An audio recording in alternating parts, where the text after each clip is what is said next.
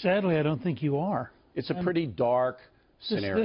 This is probably the worst presidential election certainly in the last 100 years. I think it's the worst in history. I was looking at the Jefferson-Adams mudslinging, which was pretty vicious, but not on this level, with the press able to get out in a heartbeat anything the press wants to get. And a good friend of mine, Barry Castleman, who writes a blog in Minnesota, wrote a piece Tuesday about what he called a news media coup d'etat.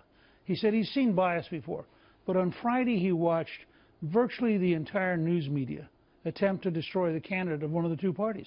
But they have to report these things, particularly when they're on tape, don't they not? They don't have to report them for 72 continuous hours. They don't have to take a poll at the peak of the reporting. I mean, you know, the poll that came out on Monday was totally false. And the other part of it is they get to choose. You have WikiLeaks saying things such as the thing that's going to be in your show later on, which is Hillary Clinton gives a secret speech to a Brazilian bank and says, "My dream is open trade and open border." Yeah, we're going to get an expedition on this. But you don't. But that actually, if you think about it, is an amazing comment, which doesn't get the same kind of coverage. It's not going to get the coverage because the salacious stuff always will. It always will. You've been through it. Most politicians have been through it to some extent. When you have accusations that are sensational, all right? It always overrides policy. But think about it. I mean, you've been around long enough. Would never have happened to John F. Kennedy. Would never have happened to Lyndon Johnson. Would never happen to FDR. Right. Because there was a convention. Yes, and that's broken down now. And it's totally broken. Right. And that may be the reality we have to live with for 20 or 30 years. It is not going to change, and that's why good people aren't stepping up, because nobody's perfect. Everybody has things in their past that they don't want to be on the front page of the New York Times or whatever. But there's a degree, and I do believe the press has a responsibility to bring the truth to the American people. Do you feel that's happening now? No, is the press bringing the truth? I think journalism, in the sense that you grew up with and I grew up with, has totally collapsed. And I think the New York Times candidly has been the leader in its collapse, because the New York Times at one time, even if it was left-wing with Castro and with Stalin in the 30s, it was nonetheless a place that had very serious reporting. The stuff they've been doing recently on Trump, some of it is an absurdity, and it gets blown up. And you see, you want to give me an example of an absurdity? Well, an example is a woman who said in the middle of a photo shoot she thought that she was touched by the photographer's camera, but then decided, no, it must have been Donald Trump.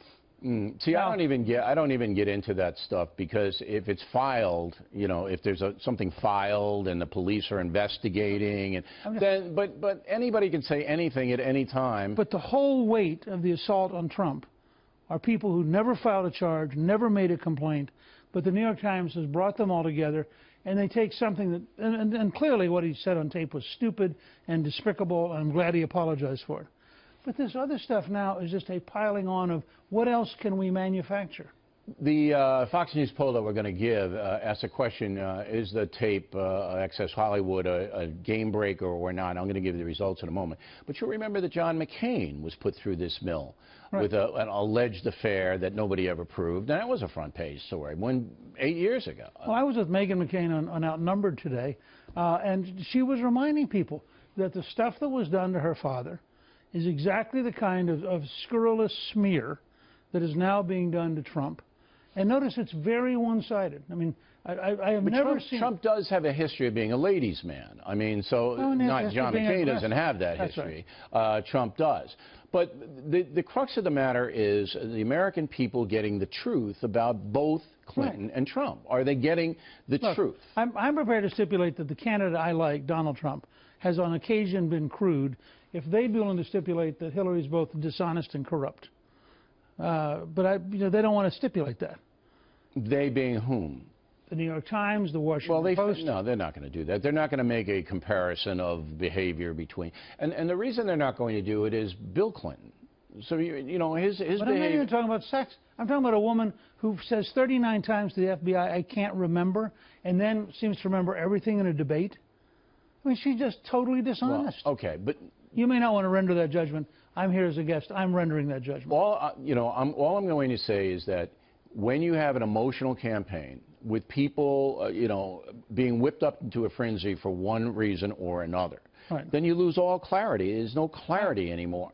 And my talking points was that both of these candidates now are damaged. They've been damaged by the media or their own actions. You the voter, you can decide that. But they're damaged people. I mean, the inauguration, is that going to be a celebration? Look, no. But also as a historian, Yeah. okay, one of the chants in the late 18th, 19th century was "Mama, where's my pa? Going to the Cleveland. White House, ha ha ha." Yeah. Lincoln at one point was called a guerrilla. I mean, the news attacks on Lincoln were pretty good. It wasn't this kind of a national forum where everybody hears all of the terrible details. We're all going to have to grow into a world in which everybody has Facebook Live, everybody has YouTube, everybody has a personal camera. I mean, it's a different world. There's no privacy and there's no dignity anymore. That's for sure. Last question. The polls say Bill Clinton's personally popular. After all, sure. So it looks to me like we might be going like France, that personal behavior, conduct, doesn't really resonate that much anymore. That could be true. It's also a fact that Bill Clinton is one of the most charming people you and I have ever met. That is just it's a skill he developed in Arkansas. It's very real. He's very good at it. But I would suggest to you that his wife is not nearly as charming. And if you notice, all of these assaults have weighed her